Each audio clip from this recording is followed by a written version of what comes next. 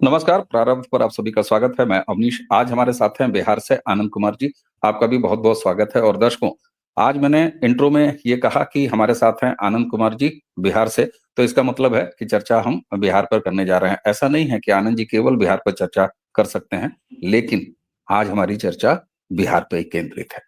राहुल गांधी अभी पिछले दिनों पटना दौरे पे गए और पटना दौरे पर जो तेजस्वी के साथ उनकी बंद कमरे में बात हुई हो, वो हम में से कोई नहीं जानता। लेकिन बाहर आके राहुल गांधी ने जो जो बात कही, वो हम सबके बीच में है और वहां से कुछ बहुत बड़े संकेत निकल के बाहर आए हैं बिहार राजनीति के संदर्भ में। वो संकेत क्या है? जिस जातीय जनगणना जो कि नीतीश कुमार के मुख्यमंत्री रहते और तेजस्वी के डिप्टी सीएम रहते हुए बिहार में हुई थी, जिसको तेजस्वी अपना सबसे बड़ा काम बताते हैं, जिसका ढिढोरा उन्होंने पूरे बिहार से और बिहार के बाहर तक उन्होंने पीटा कि हमने करा दिया जातीय जनगणना। नीतीश कुमार तो अब उनके साथ हैं नहीं, मुख्यमंत्री हैं, लेकिन अब वो भाजपा के साथ हैं। राहुल गांधी पटना में जब बाहर आके बोले तो उन्होंने कहा कि बिहार में जो जातीय जनगणना हुई थी वो फ्रॉड है, बकवास है, रद्दी है। ये ठीक वैसे ही याद दिलाती है जिसके कानून के तहत उनके बाप सजा याफ्ता मुजरिम है, यानी लालू प्रसाद यादव, उस मनमोहन सिंह के बिल को ऐसे ऐसे फाड़ के फेंक दिया था राहुल गांधी ने। ठीक वैसे ही तेजस्वी के जो ढिढोरा वाला उनका जातीय जनगणना का काम है, उन्होंने कहा फ्रॉड है। लेकिन उसी के साथ राहुल गांधी ने एक बात और कही। उन्होंने बड़े खम ठोक के कहा, हम कराएंगे, हम कराएंगे, हम। यानी राहुल गांधी कह रहे हैं कि वो बिहार में जातीय जनगणना कराएंगे, तेजस्वी के बस का नहीं है। तेजस्वी तो सो कॉल्ड इंडिया अलायंस अगर कोई है तो उसके साथ ही हैं, आज तक तो हैं। क्या राहुल गांधी ने पटना में ये साफ संकेत दे दिया कि अब दिल्ली चुनाव बीतने के तुरंत बाद जो अगला चुनाव आएगा वो बिहार विधानसभा का होगा, क्योंकि दिसंबर में बिहार विधानसभा की कार्यकाल खत्म हो जाना है, उसके पहले सरकार बन जानी है। क्या राहुल गांधी ने यह संकेत दे दिया कि अब किसी तेजस्वी, किसी लालू खानदान के साथ, किसी आरजेडी के साथ वो चुनाव नहीं लड़ेंगे? विधानसभा बिहार का चुनाव भी कांग्रेस अकेले लड़ने जा रही है। ऐसा समझने की और ये एंगल आपके सामने रखने की मेरे पास वजह है। ये बेवजह बात नहीं है। राहुल गांधी की लगातार अब 4 जून के बाद, लोकसभा चुनाव के बाद उनकी राजनीतिक हरकतें देखी। हरियाणा चुनाव, अरविंद केजरीवाल को धक्का मार दिया, अखिलेश यादव को धक्का मार दिया। दिल्ली में अरविंद केजरीवाल को लात मार दिया। वहीं दिल्ली से संकेत दे दिया कि 27 का यूपी का विधानसभा चुनाव भी कांग्रेस अकेले लड़ेगी। अखिलेश को 3 तलाक बोल दिया। अब उन्होंने ये काम बिहार में कर दिया। ऐसा राहुल गांधी क्यों कर रहे हैं? बिहार में क्या उनके रास्ते अब अलग हो गए हैं तेजस्वी से? इसी पर बात करेंगे। आनंद जी, 2 सवाल। जी। क्या ये साफ संकेत दे दिया राहुल गांधी ने कि बिहार में अब वो अकेले चुनाव लड़ेंगे? दूसरी बात कि ऐसा राहुल गांधी एक स्टेट से दूसरे स्टेट, दूसरे से तीसरे अकेले लड़ने की संकेत किसको दे रहे हैं? आनंद जी। सबसे पहली बात ये समझिए कि मुस्लिम मतदाता जो होता है, मोहम्मडन मतदाता जो होता है, जो कि एक बिल्कुल बोरी में भर करके अपने सारे वोट जो होता है, वो एक पार्टी को देता है और इसी उद्देश्य से वोटिंग करता है कि किसी तरह से हमें भाजपा को हरा देना है। तो ये जो भाजपा को हरा देने वाला मंशा है उनका, वो मंशा जो है, वो छोटी पार्टियों को वोट देकर के उन्होंने देखा कि काम नहीं कर रहा। तो मुस्लिम मतदाता जो है, मोहम्मडन मतदाता जो है, वो मोहम्मडन मतदाता फिर से जाने लगा है कांग्रेस की तरफ। और कांग्रेस को ये दिखाई दे गया है कि मुस्लिम मतदाता, मोहम्मडन मतदाता जो है, वो हमारी तरफ आ रहा है। मतलब 20-21% वोट जो है, वो किसी भी विधानसभा सीट पर, किसी भी लोकसभा सीट पर हमारे पास पक्का है। तो ये जो 20% इनके पास पक्का हो गया है, इसके बाद इन्होंने जोड़ना शुरू किया कि किसी तरह से हम लोग दलित वोट ले लें। दलित वोटों को अगर आप मुस्लिम वोटों के साथ मिला देंगे तो आप चुनाव जीत सकते हैं। तो अचानक जैसे ही कांग्रेस को यह दिखाई देने लगा कि हमारे पास अकेले लड़के जीतने की संभावना है, क्योंकि मुस्लिम मतदाता जो है वो हमारे पास वापस आ गया है, घर वापसी कर लिए मोहम्मडनों ने। मोहम्मडन जो पहले कांग्रेस के मतदाता हुआ करते थे, बीच में छोड़ करके कभी समाजवादी पार्टी को, कभी आरजेडी को, कभी जो भी स्थानीय समाजवादी कहलाने वाली पार्टियां होती हैं उनको देने लगे थे। बिहार में जैसे कि मोहम्मडन मतदाता जो था वो माय समीकरण को फॉलो करने लगा था। माय समीकरण का जिन लोगों को नंबर, मतलब डिटेल में अर्थ ना पता हो उनको हम बता दें, माय समीकरण का मतलब होता था एम वाई समीकरण। ये जो एम वाई समीकरण था ये आरजेडी यूज करती थी, और एम वाई समीकरण का मतलब होता था एम से मोहम्मडन और वाई से यादव। तो 14% बिहार में होते थे यादव और 20% के करीब हो गए मुस्लिम। तो 20 और 14 ये मिलाकर के 35% के आसपास वोट हो जाते थे, तो हर एक सीट वो जीत सकती थी। तो 35% वोट पे जो आरजेडी के पास जा रहा था सारा मामला, उसमें से अगर 20% निकल करके कांग्रेस के पास आने लगे, तो कांग्रेस अकेले चुनाव लड़ने का दावा क्यों न ठोके। और जो ये आप जातीय जनगणना की बात कर रहे हैं कि ये खराब हो गया, ये बेकार है, ये हम फिर से करवाएंगे, तो ये सारे दावे कांग्रेस क्यों ठोक रही है? कांग्रेस इसलिए ठोक रही है क्योंकि इस जातीय जनगणना में अचानक से नजर आने लगा कि मुसहर जो है वो 3% है। अब मुसहर तो कहेगा कि अगर 3% हम हैं तो हमें रिप्रेजेंटेशन भी उसी हिसाब से मिलना चाहिए, 3% सीटें हमें भी दो, 3% विधायक हमारे भी खड़े हो चुनाव में। अभी तक ये हो नहीं रहा है, और चूंकि नहीं हो रहा है तो कांग्रेस के पास ये कहने का मौका हो जाता है कि तुम हमारे साथ आ जाओ और हम तुम्हें ये मौका देंगे। तो अब जो है वो सेंध मार रही है कांग्रेस कि मुस्लिम मतदाता जो है, मोहम्मडन मतदाता जो है वो पहले ही मेरे पास आ गए हैं, अब दलित मतदाताओं को किसी तरह से बहका करके, फुसला करके, बरगला करके, जैसे भी वो अगर हम अपनी साइड ले आए तो हम तो चुनाव जीत जाएंगे। बिहार में क्या है कि जगन्नाथ मिश्रा के दौर से कांग्रेस खत्म हो चुकी है, अचानक उसके पास फिर से जागने का एक मौका है, और बिहार को राजनीति की प्रयोगशाला कहा जाता है। तो जितने भी प्रयोग करने हैं कांग्रेस को वो यहीं पे किए जाएंगे। तो ये संयोग नहीं है, ये प्रयोग है कि मोहम्मडन मतदाता मेरे पास पहले से है, दलित मतदाताओं को हम किसी तरह से अपने साथ जोड़ लें, और इसके बाद हम चुनाव में उतरें और देखें। अगर जीत हो गई तो बहुत अच्छी बात, और अगर हार भी होती है तो दिक्कत की क्या बात है, पहले भी हारे हुए थे, अभी भी हारे हुए हैं, तो जीरो लॉस का मामला है। तो लॉस कोई है ठीक है। नहीं, फायदा ही फायदा है। इस लिहाज से कांग्रेस ऐसी नीति जो है वो अपना रही है और उसको आगे पुश कर रही है। ठीक, मान ली आपकी बात, मान ली आपकी बात। और ये ऐसा दिखाई भी दे रहा है क्योंकि राहुल गांधी, उनकी पार्टी कांग्रेस जितना निराश है, उतना ही निराश इस देश का मुसलमान मतदाता भी है।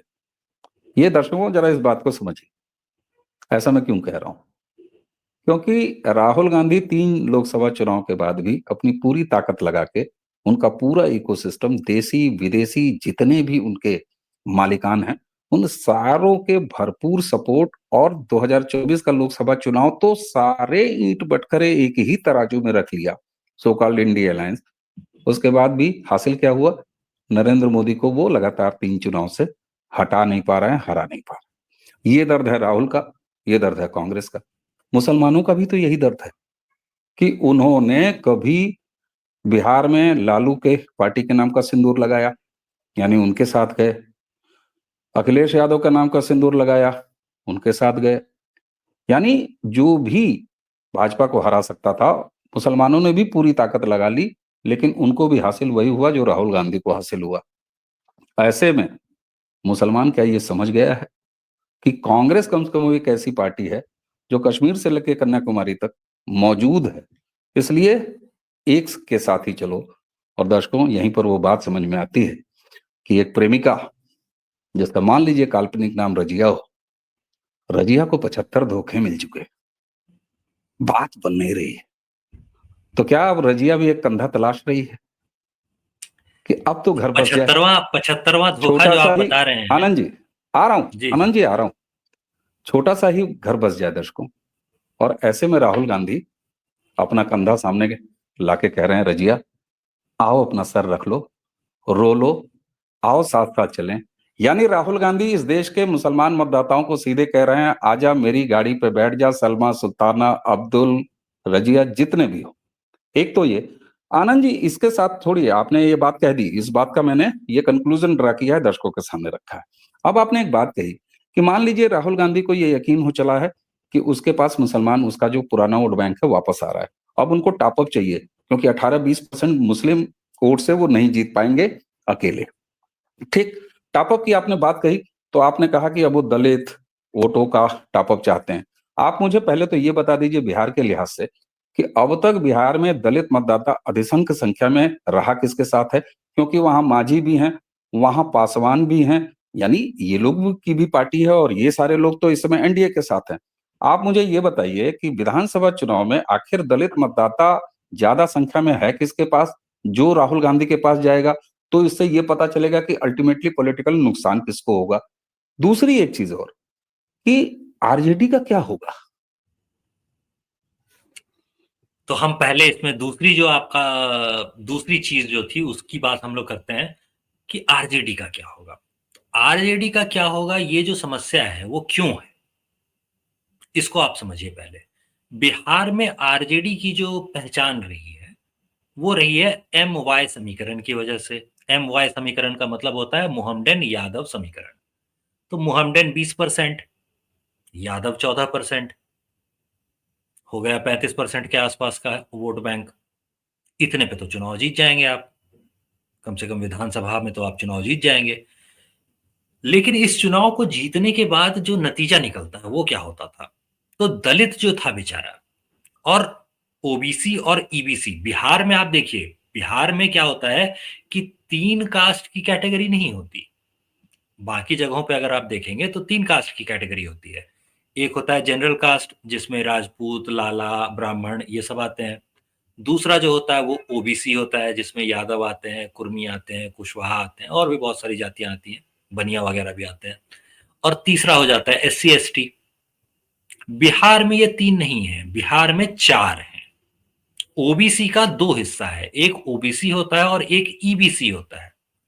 तो यहां बिहार में सिचुएशन क्या थी कि ओबीसी में आने वाले यानी यादव, कुर्मी, कुशवाहा वगैरह के कुछ हिस्से, ये सब जो है ये सत्ता में पहुंच गए और बैठ गए और इन्होंने सत्ता की मलाई जम के चाटी। ईबीसी वाला जो हिस्सा था, ईबीसी में किसी को कुछ मिला ही नहीं। ईबीसी जातियों का एक विधायक अगर खोजना पड़े ना तो बकायदा मैग्नीफाइंग ग्लास लेके खोजना पड़ जाएगा, है ही नहीं। तो ये स्थिति जो हो ठीक रही है। थी, तो इसकी वजह से ईबीसी वोट बैंक जो है वो छिटकने लगा आरजेडी के पास से। अब आरजेडी के पास से जब छिटका तो वो पहले गया दूसरी पार्टियों के पास, छोटी पार्टियों के पास, लेकिन वहां पे उसको फायदा ठीक होता है। हुआ नहीं दिखा। ऐसे ही मुस्लिम वोट बैंक जो था वो भी छिटका जब आरजेडी के पास से। आरजेडी के पास से क्यों छिटका, तो आरजेडी के पास से इसलिए छिटका क्योंकि आरजेडी का उसने देखा कि हमारे जो थे शहाबुद्दीन छपाक, वो जो एसिड में डुबा के मारने के लिए कुख्यात एक ठीक है। अपराध कर्मी हुआ करते थे शहाबुद्दीन, जो कि तिहाड़ हाँ, जेल चले में जो गए। है वो मरे चले गए, हाँ, और चले उसके गए। बाद लाश जहाँ भी जाना वहीं था पे वहाँ दफन चले गए। हुई। हाँ, तो उनका जो हुआ वो सब देखा।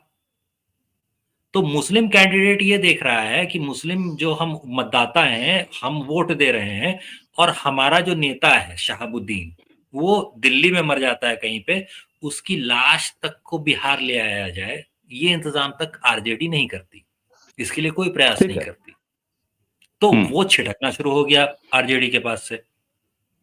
तो आरजेडी के पास से छिटक करके जब गया तो कहाँ गया, तो छोटी पार्टियां जो थी, जैसे मांझी की पार्टी है, आप देखिए, तो मांझी के पास जो वोट होते हैं वो औरंगाबाद के 14,000 अंसारी वोट होते हैं। लेकिन अंसारियों ने जैसे ही वोट दे दिया और मांझी को जिता दिया, तो मांझी कहां जाकर के मिल गए, मांझी जाकर के मिल गए भाजपा में। तो जिताया किसने, जिताया अंसारियों ने। और फायदा किसको हुआ, फायदा घूम करके हो गया भाजपा को, लेकिन उनको तो भाजपा को हराना था। तो इसलिए ठीक। जो निराशा है मुस्लिम कैंडिडेट्स की, जो मुस्लिम हाँ, मतदाताओं की निराशा है बिहार में, वो बहुत बढ़ी हुई है। ठीक है। ये तो हम लोगों ने पहले हिस्से में बतियाया है, यही तो बात की कि निराशा बढ़ी हुई है और सिर्फ बिहार में नहीं बढ़ी हुई है, वो तो इसलिए पूरी वो जगह घूम बढ़ी हुई है। करके, इसलिए इसलिए वो सर। नहीं, बिहार में स्पेशली, क्योंकि बिहार को हम हमेशा कहते हैं कि ये राजनीति की प्रयोगशाला है। यहाँ पे किस्म किस्म के प्रयोग किए जाते हैं, उसको आजमाया जाता है और उसके जो नतीजे निकलते हैं उसके आधार पे बाकी जगहों पर चुनाव लड़े जाते हैं, लड़वाए जाते हैं। तो अब बिहार में जब कांग्रेस को ये दिखाई देने लगा है कि मुस्लिम मतदाता जो है वापस से घूम करके मेरे पास आने लगा है, क्योंकि मुस्लिम मतदाता जो है, मोहम्मडन मतदाता जो है, उसको ये समझ में आने लगा है कि अगर कोई सर ये सामना हम कर बात कर सकता है चुके, भाजपा का। ये हमने तो बात वो कर लिया कि सिर्फ़ और पैन सिर्फ़ इंडिया। कांग्रेस है। सर ये यही बात हम लोगों ने पिछले करीब 16 मिनट से यही ड्रा किया। अब ये जब मैंने आपसे पूछा कि क्या ये कांग्रेस का जितना उभार होगा बिहार में, वो पूरा का पूरा उभार आरजेडी के नुकसान, आरजेडी की कमजोरी पर टिका होगा? यानी कांग्रेस जो कुछ भी हासिल करेगी, आनंद जी, कांग्रेस जो कुछ भी बिहार में हासिल करेगी, वो आरजेडी के नुकसान पर हासिल करेगी। क्या ये कह रहे जी, हैं आप? जी, जी, जी, जी, बिल्कुल ये 100% गारंटीड है। 100% गारंटीड क्यों है वो भी आप समझिए। नहीं, ये अभी उस पे जितनी नहीं भी जाऊँगा। आपको 1 छोटी मिनट, 1 पार्टियाँ मिनट देख सर। रहे हैं ना, सर, जितनी भी सर, छोटी सर, पार्टियाँ सर, होती सर, हैं। सर, जी, मैं उस पर नहीं जाऊँगा कि जी, जी, क्यों जाएगी। पहली चीज़, अब रैपिड फायर खेलते हैं, अगले 2 मिनट में हम ये चर्चा समाप्त करेंगे। ठीक है। अब मुझे एक चीज़ और बता दीजिए, एक नए नेता हर चुनाव में उभर के आते हैं। कभी वो कोई पुष्पम प्रिया आती है बिहार में, एंट्री मार देती है। इस बार एक बड़े नेता आए हैं, प्रशांत किशोर। एक प्रशांत लाइन में किशोर। मुझे ये बता दीजिए, एक लाइन में मुझे ये बता दीजिए कि बिहार विधानसभा चुनाव में अब जब राहुल अलग लड़ेंगे, साफ संकेत है। तेजस्वी अलग लड़ेंगे, आरजेडी के रास्ते अलग हैं, वो साफ संकेत है। यहाँ अगर मैं एनडीए की बात करूं तो नीतीश कुमार ही चेहरा होंगे एनडीए के, और बीजेपी मिल के लड़ेगी, ये साफ हो चुका है। ये वहां साफ कर दिया है एनडीए के नेताओं ने कि साहब बिहार में मुख्यमंत्री के फेस नीतीश कुमार ही लड़ेंगे। अब एक जो और फैक्टर बच जाता है प्रशांत किशोर, जिन्होंने अब पार्टी भी बना ली है। और अगर आप 4 या 5 जो अभी उपचुनाव हुए हैं बिहार में, वहां अगर नतीजे देखें और प्रशांत किशोर की पार्टी को, जो जन स्वराज पार्टी है, क्या नाम है, यही है, उसको मिले जन हुए स्वराज। वोट देखें, उसको अगर मिले हुए वोट देखें, तो आप नकार नहीं सकते। वो केवल एक वोट कटुआ की भूमिका में 4 उपचुनाव में नहीं दिखी है। 3 सीटों पर, 2 सीटों पर तो दूसरे नंबर पे आई है। ऐसा है, अच्छे खासे उसको वोट मिले हैं। एक लाइन में बता दीजिए, प्रशांत किशोर फैक्टर, वो किसका वोट काटेंगे? क्या वो भी आरजेडी को ही कमजोर कर रहे हैं? अगर आप कहिएगा कि ये कार्यकर्ता किसके लिए जा रहा है, मतलब कोई भी राजनीतिक दल जो होता है वो कार्यकर्ताओं के बिना तो काम करता नहीं है।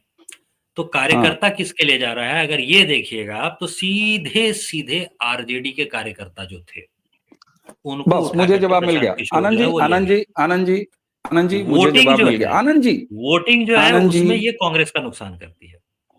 आनंद जी, मुझे जवाब मिल गया। मुझे बहुत शानदार तरीके से आपने जवाब दे दिया एक लाइन में। कार्यकर्ता आरजेडी के ले जा रहा है, वोट वो कांग्रेस को नुकसान करेगा, क्योंकि आरजेडी से कांग्रेस छिटका को हुआ जो नुकसान क्यों वोट, एक करेगा? सेकंड, कांग्रेस को नुकसान क्यों नहीं, ये करेगा क्यों वो भी करेगा इस पर समझिए, हम दूसरे क्योंकि वीडियो में बात करेंगे। सर, कोई सर, भी सर, छोटी सर, पार्टी जो सर, होती है। सर, जी। सर, सर, जी, जी, जी, इसके ठीक है। विस्तार से मीमांसा हम एक दूसरे अलग वीडियो में करेंगे, क्योंकि बिहार का चुनाव बहुत ऐसा चुनाव होता है जो गंभीरता से लड़ा जाता है। बिहार में राजनीति भी गंभीरता से की जाती है, बिहार में राजनीति पर बात भी गंभीरता से की जाती है। प्रयोगशाला आपने पहले ही बता दिया। इसलिए आज के शुरुआती बिहार विधानसभा चुनाव और बिहार की राजनीति की इस चर्चा में ये साफ हो चला है कि अब कांग्रेस के रास्ते तेजस्वी से अलग हैं बिहार में। कांग्रेस मुसलमानों के वोट पा रही है, ये उसने पैन इंडिया संकेत देना शुरू कर दिया है, डिकोड करना शुरू किया, और मुसलमानों के साथ उसका अब वो रिश्ता बहाल हो रहा है, जो उसकी दादी, उसके पिता के समय था। ये साफ है। जब जितनी मजबूत कांग्रेस होगी अलग-अलग स्टेट्स में, उतनी ही कमजोर होंगे वहां के क्षेत्रीय दल। ये साफ है। यानी इंडी अलायंस जैसी कोई भविष्य की चिड़िया अब समाप्त है, कांग्रेस आगे चलेगी। बाकी बिहार में कौन क्या-क्या करेगा, बिहार की राजनीति कहाँ जाएगी, इस पर डिटेल्ड वीडियो अब हम हफ्ते में कम से कम एक चर्चा आनंद जी के साथ बिहार इलेक्शन पर, बिहार की राजनीति पर जरूर किया करेंगे। आनंद जी, आपने हमें समय दिया, आपका बहुत-बहुत धन्यवाद। दर्शकों, इसी के साथ ये रही बिहार की शुरुआती विधानसभा चुनाव की गाथा और बिहार राजनीति की कथा। आगे फिर हम बिहार पे बात करेंगे। हम दोनों को आज्ञा दीजिए। नमस्कार।